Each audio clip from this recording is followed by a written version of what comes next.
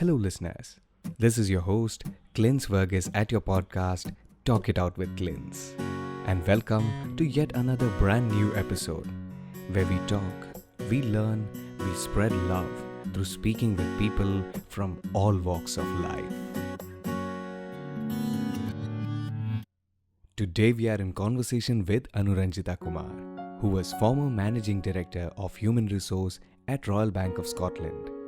She was recognized as the most powerful women leaders by Fortune India in 2013 and was also featured on the Economic Times Women Ahead List 2018. Currently, she pursues writing and has authored 2 books so far, Can I Have It All and Color Matters.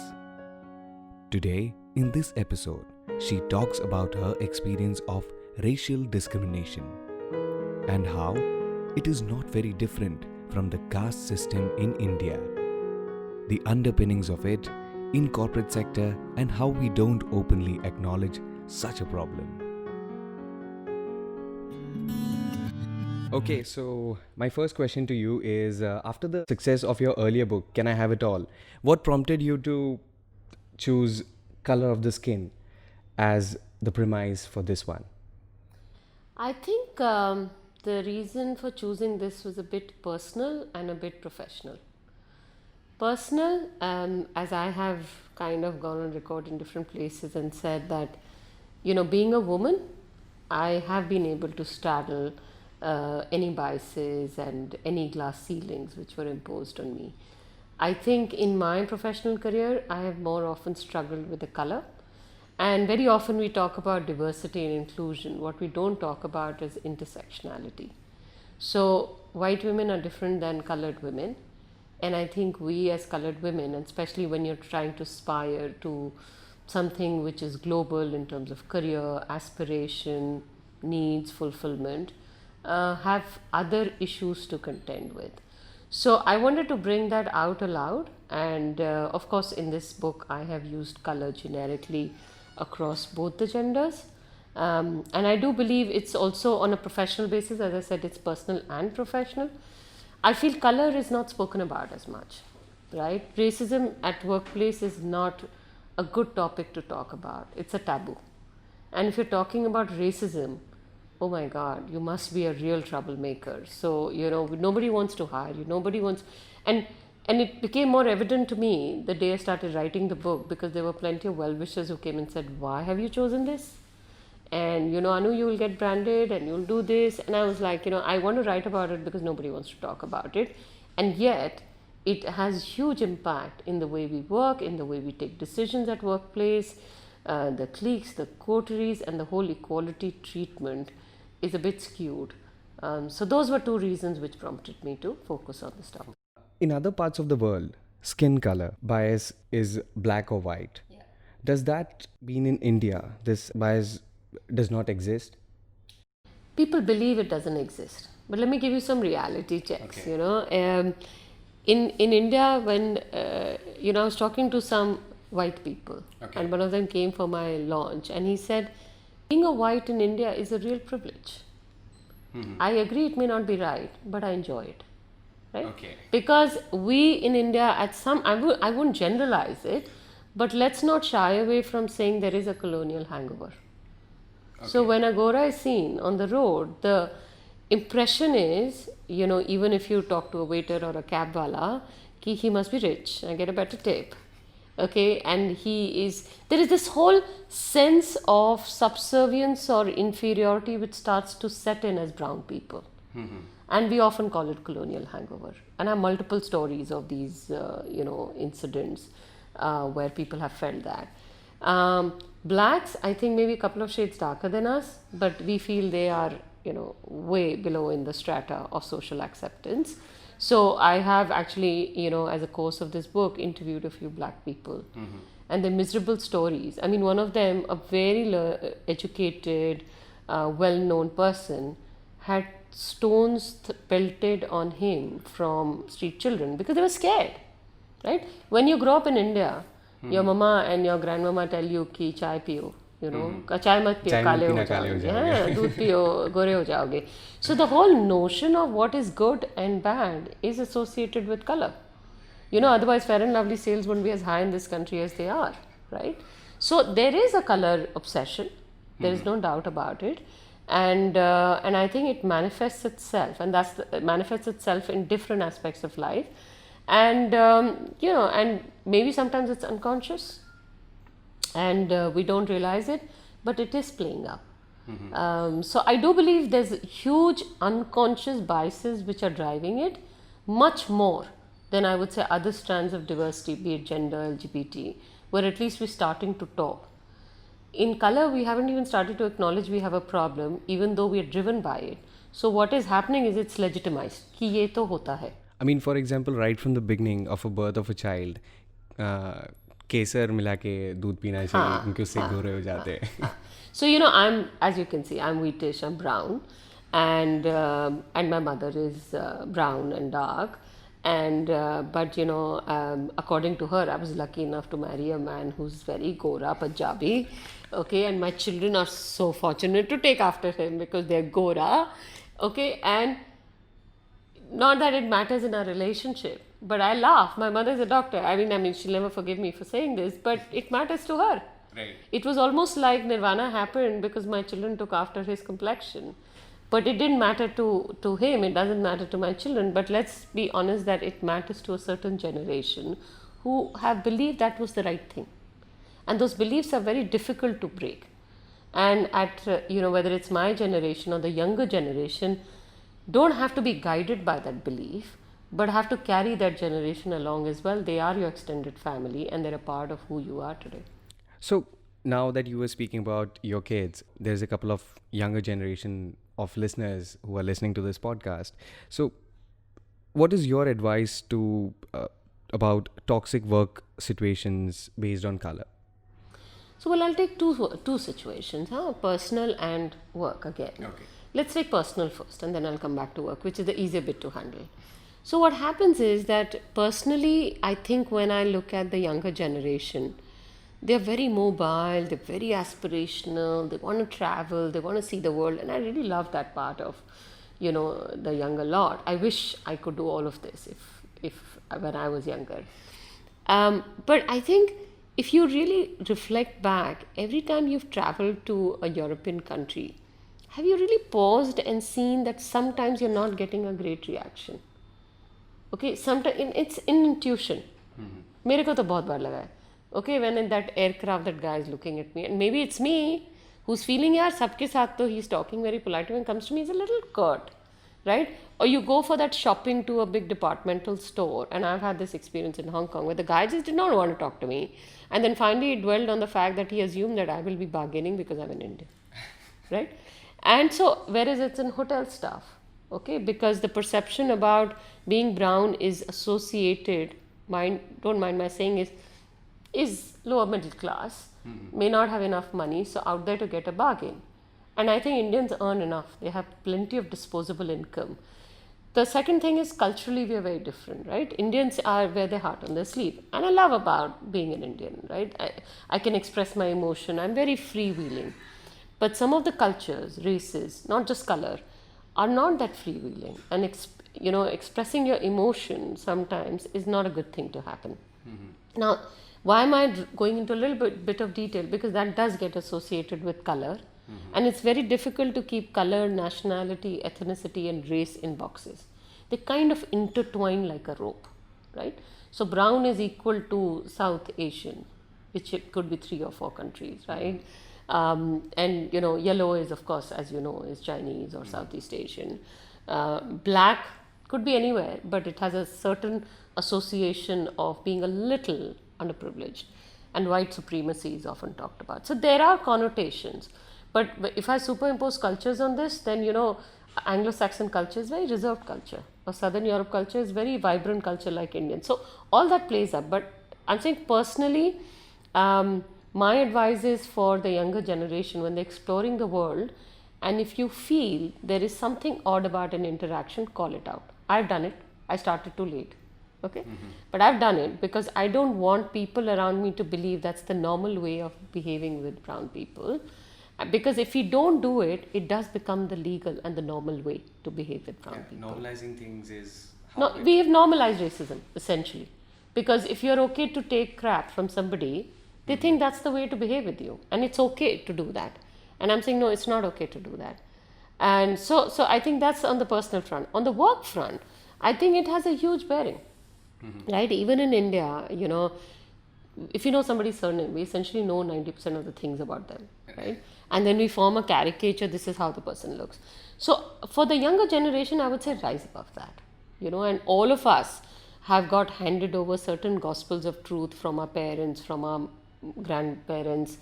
And as we've grown up, you can challenge those gospels and, you know, recognize those biases in the way they're operating. So at workplace, I would say, when you're working, contract right? In India, there are plenty of dynamics. Southern India, Eastern India, Mumbai versus Delhi. Let's me not get started. Northeast India, caste system. You know, there's plenty, okay, which is going on. But, you know, for somebody to be superior, whether it's work or personally, somebody has to be inferior. And so it's all a relative game. And sometimes when we try and equalize it, we assume it's a zero-sum game. So if you are superior caste to me and I'm inferior and I'm asked to eat with you, you know, your status is being lowered. That's not true. If I'm being asked to eat with you, my status goes up and so does yours. Right? So we exponentially become bigger. So at workplace, I'm saying make sure your capabilities, your merits are recognized.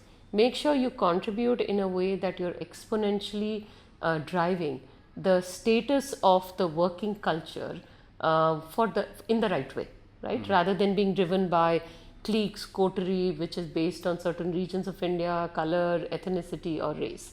And I think, in my view, merit will stand out sooner than later. And careers which are built on cliques, sooner or later die out. Because, you know, when people move on or cliques move on, it will decimate you. So focus on your own capabilities, which are way beyond color, which are way beyond race and ethnicity. Also, one more thing, I found this about you, that you are a gold medalist and topper in industrial psychology. How much did that learnings help you in your professional life? You know, the psychology kind of gave me an orientation, as it does, right? So I think sensing orientation, I use that very uncannily in my work as well. But it gives you an orientation where if I'm experiencing you right now, you know, I can sense in my way what might be going on for you. It's always not easy for me to explain. So what happens for me is at work, when I feel that somebody is feeling vulnerable, okay, or feeling a little insecure or intimidated because I may be in the majority and they may be in the minority, I can sense it and I can kind of move that side to give them a little more support. And so that's what psychology has done for me. And I think sensitization is an important aspect to working well with other people. I understand there is a wordplay done with the word color. Yes. So could you speak a little about it? Color is a problem, as you and I have been talking about it, but color can also be a solution. So I try to use a very solution-oriented approach in the book. This book is all about storytelling. You know, I'm not into gyan and fundas and all of that. So I'm telling you real life stories of lots of people who kindly and graciously shared it with me. So, and then I kind of categorize them into solutions of what can we do. Yes, this is a problem. So one is we can talk about it.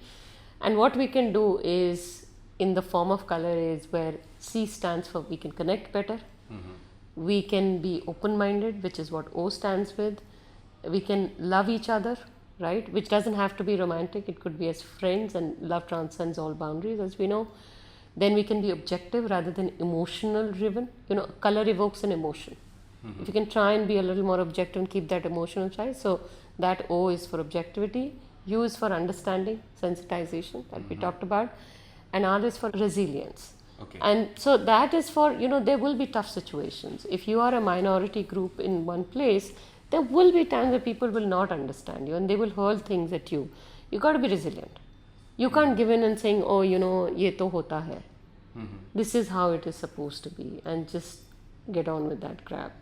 So be resilient in a constructive way. I'm not saying be an activist and do a dharna or something, but be resilient and bounce it off. and don't let it impact you. Resilience is not about being a Teflon. It is about bouncing back from an adversity. So color is just an acronym for me for all the solutions that I thought could help us address the issue of the bias. So, in your book, it's interesting how you begin chapters speaking to your children. Is that what is missing? Are we failing to tell our kids how to deal with biases? Yes, I would think so. I think what happens is that, as I said, gospels of truth get passed on to generation. It's a bit like my grandmother said, I will not have, she was a vegetarian, so she wouldn't have food cooked by a Muslim because she believed that all Muslims are non-veg, so I cannot. The fact is that Hindus also eat non-vegetarian food, right? So there was no sense in that logic, but it was too difficult for me to shake that belief. So as things passed down to generation, my mother is a doctor, so she couldn't, but she would live with my grandmother and saying, "Theek hai, we'll manage it." I couldn't care. I was like, anybody who can make great biryani, you're most welcome in my house. And my daughter would be disgusted if she knew that some belief system like this is.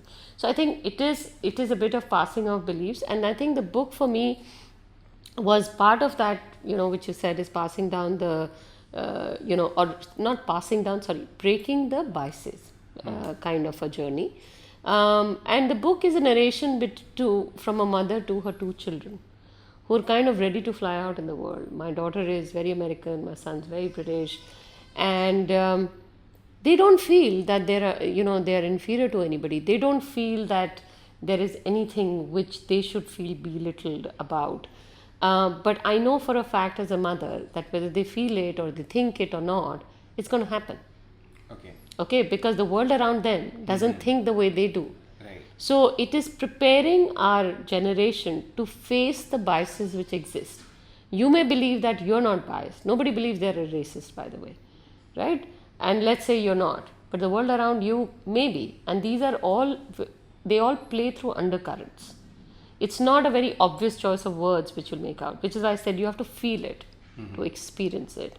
It's a rare occasion where somebody will just start hurtling you for your caste or for your race and things like that. So it is experience sharing of people who've been through it and how they dealt with it, which is what I have tried to pass on to the younger generation as well. So learn from our mistakes and don't make them. So one major question that is much more informative for the listeners of this podcast is how to address this kind of a situation if there is a bias happening with me. Speak up. Speak up. Speak up. Because, Any personal experience that you would like to share? Yeah, I've always done that because I feel, there are problems. I'm not saying it's always easy, and maybe I'd reached that point where I couldn't take it anymore. So I spoke up, and a lot of people would say, yeah, it's a career limiting move. You'll be branded as a troublemaker and this. So, but if you let it perpetuate, it's only going to get worse. It's not going to get better. And many a times you'll be offered an advice which is deal with it. Deal with it how? So I think I would rather that I speak up in a constructive way and deal with it. So let me give you an example. Like once this was in UK, and there was somebody, a white woman, who came to me and some issue had happened and she started shouting at me. And I was kind of very flummoxed and saying, oh, how can somebody shout at me like this? And I tried to calm her down, but she wouldn't, so I asked her to leave the room. And then we had one boss, common boss. So I called him up and I said, if I did this to her, what would she do? And he said, he was very honest. He said, maybe she'd get a legal claim. So I said, will you call her and talk to her, or should I call my lawyer? And that day, I'm saying, yes, maybe that relationship didn't work as well. But the fact is, nobody gave her the right to treat me like this. It was my dignity at stake. So I wasn't going to take it. I would rather not have that relationship than to be treated in the way I was. I wasn't so needy of that relationship that it would come at the cost of my self-respect. So I would say speak up and try and deal with it constructively. Sometimes people do it inadvertently. I'm not saying everybody's vicious. It's a bit like some biases have been passed down to us, maybe some biases have been passed down to them. So the way I've dealt in a couple of other situations where I said, hey, you said this, and it didn't make me feel good. Okay, I just felt like it just wasn't making me feel that I was treated rightly. If you say it in a nice way, Knowingly, people don't want to hurt each other. Right. I start with that positive intent. Okay. It is just that they are also programmed, and you and I may be carrying certain biases that we're not aware of. The moment if you were to tell me, Anu, you said this, and I just didn't feel good about it. My first feeling would be, I'll just fuse down and say, oh, okay. What was it that really pissed you off? And you'll describe it, and then it'll stay with me. Right? But if you don't make me aware or sensitize me to what is hurtful for you, I wouldn't know. And then I'll assume it's okay. So I think speaking up in the right way is important. I'm not saying ki morcha karo, ya dharna karo. No, that's not what I'm saying. But have that, and I think if you speak to the person, then that person will also connect better with you. So I've had good relationships where I've reached out and said, hey, you're really pushing this with me and I'm not liking it. Or you're making an assumption, but let me tell you, my view of doing this would be different. So speaking up means you're clarifying, you are removing the thing which is maybe uncomforting for you and letting that person know. But that's important too. And that's a big first step, by the way. A lot of people struggle with that. You were listening to Talk It Out with Clins. And if you know of people who have inspiring stories to talk, then reach out to me on my social media handles. If you like this episode, do follow us. You can also recommend this show to someone who may like it. Share with your friend or someone in the family. It's the best way for people to get to know about Talk It Out with Clins.